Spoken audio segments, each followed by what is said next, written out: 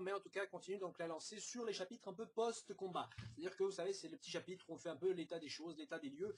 On regarde qu'est-ce qui a évolué, qu'est-ce qui a changé. On voit les héros s'essouffler, enfin être en train de se reposer un peu, en train de manger, faire la fête. Vous savez, le truc qu'il y a en général après chacun des fights dans One Piece, c'est vraiment la fête partout. Kanpai. Bref, donc du coup, ce chapitre nous apprend quelques petits faits intéressants déjà sur les tenants aboutissants donc, du petit combat qu'on n'a pas vraiment vu entre Sabo et Burgos. Donc bien entendu, c'est évidemment Sabo donc, qui a gagné. Burgos donc était pas vraiment mort sur l'histoire parce qu'il était encore debout, donc se relève directement pour provoquer un peu Sabo. Et là, Sabo évidemment refait la même erreur que son frère, qui avait répondu aux provocations de Akainu pour pour faire en sorte que celui-ci revienne. Ici, Burgos avait donc provoqué Sabo tout simplement pour pouvoir lui voler donc le Mera Mera no Mi. Petit fait intéressant, Burgos pour ce faire utilise une dague assez, on va dire assez spéciale puisque cette dague ressemble clairement à celle qu'utilisait également Barbe Noire quand il a voulu, quand il a voulu voler le fruit du démon de Tatch, je crois que c'est comme ça qu'il s'appelait, celui qui avait pris le fruit du démon des ténèbres, donc le Yami Yami no Mi. Hein.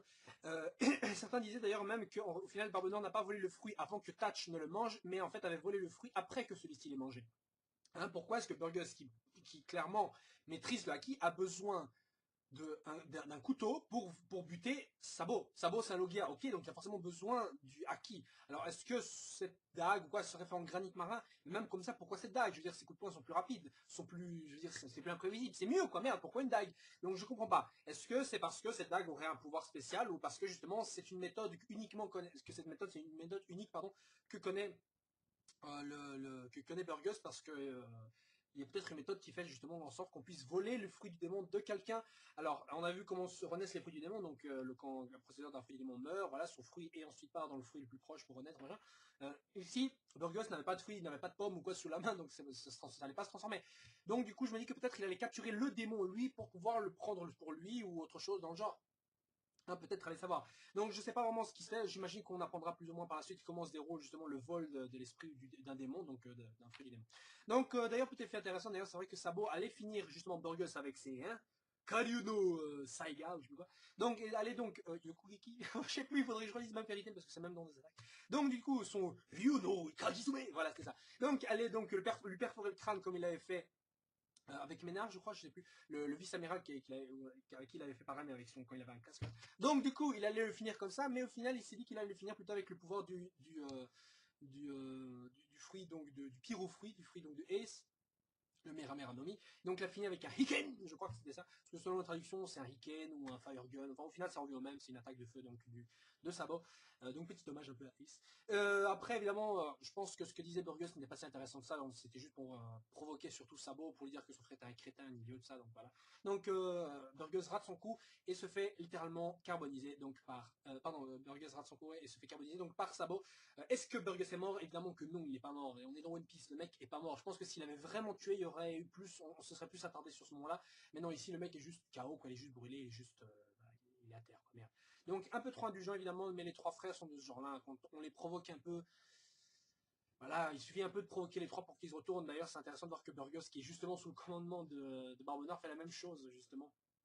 Enfin, pardon, c'est pas Barbe Noire qui avait provoqué, c'était Akainu, mais Burgos, c'est intéressant qu'il utilise le même coup qui a été utilisé justement contre Ace. Donc, la provocation marche très bien. Petit point faible, d'ailleurs, je trouve ça dommage que Sabo soit tombé dedans. Je le pensais un peu plus sage ou quoi, mais bon, voilà. En tout cas, il a fait attention et du coup a explosé Burgos. Bon, voilà, maintenant, ça, c'est la fin de cette partie-là. Évidemment, après, il y a Koala qui l'appelle et donc il lui dit que s'ils ont trouvé une liste ou quoi, donc c'est plus le cas. Donc, il était question d'une liste. Quelle liste exactement? Peut-être des clients de Doflamingo, donc de ses alliés ou quoi, ou pour, enfin, je sais pas, à mon avis, c'est certainement lié à l'organisation de Doflamingo et c'est pour permettre au révolutionnaire de pouvoir agir avec plus d'efficacité contre ces personnes. Hein, parce qu'il y a aussi des esclaves, des trucs comme ça. Donc, bien évidemment que c'est intéressant d'avoir une liste des contacts de Doflamingo. Est-ce que c'est un contact d'autre chose? Parce qu'il était aussi question que Koala et les autres devaient trouver une usine d'armes, un truc dans le genre.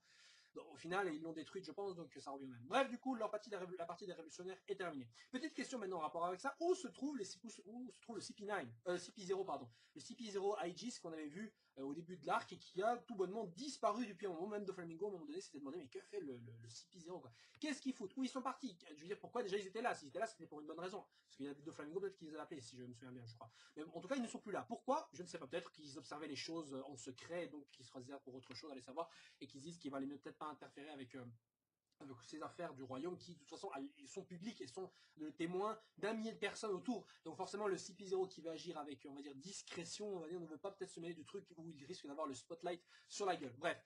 Après maintenant concernant la marine, on voit donc Fujitora qui m'impressionne de plus en plus, j'aime de plus en plus Fujitora, qui est une sorte de Aokiji mais un peu plus gentil, un peu plus ouvert, un peu plus open bar on va dire, parce que le mec s'agenouille carrément devant Riku en disant que à cause de Flamingo et sous justement son titre de Shichibukai, il a commis de grands méfaits.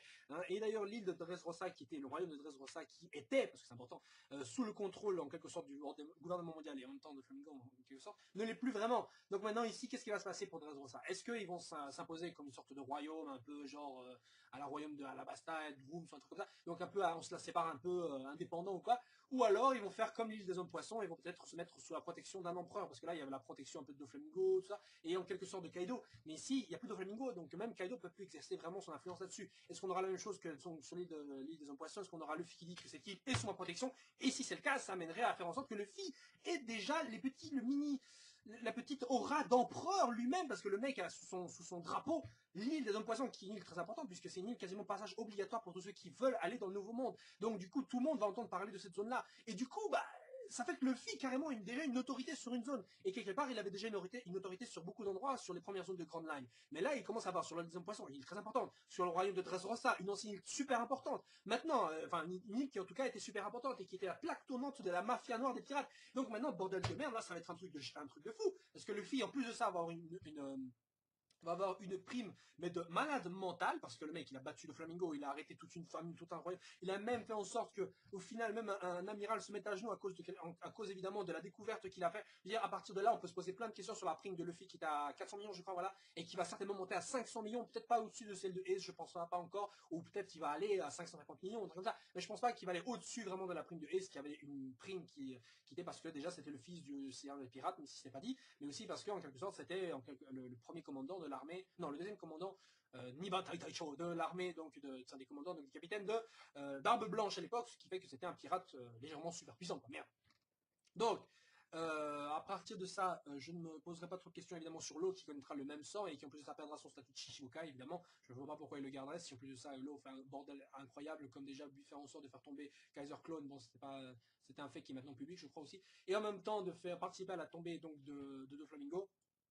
Voilà, petit point donc qui était, je pense, nécessaire d'apprendre. Bon, évidemment, est-ce qu'on aura la même chose pour Zoro? En tout cas, tous les membres des Mugiwara qui étaient présents sur l'île, je pense, auront une petite augmentation de prime. Et ça me désole un peu pour Sanji, Nami, Chopper et Brook qui sont donc disparus depuis tellement longtemps maintenant que je me souviens plus.